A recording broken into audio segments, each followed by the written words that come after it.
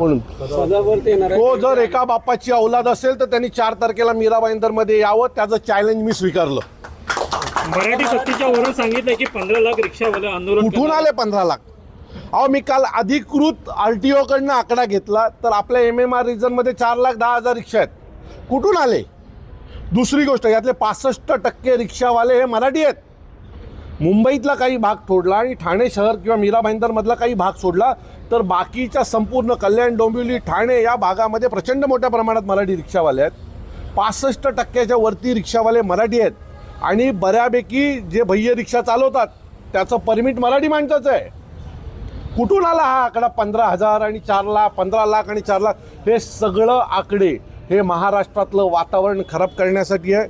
महाराष्ट्रामध्ये आमची ताकद खूप जास्त आहे. 15 लाख आकडा सांगून आमची महाराष्ट्रात खूप मोठे आकडा आहे, ताकद आहे दाखवण्याचा प्रयत्न केला. खरं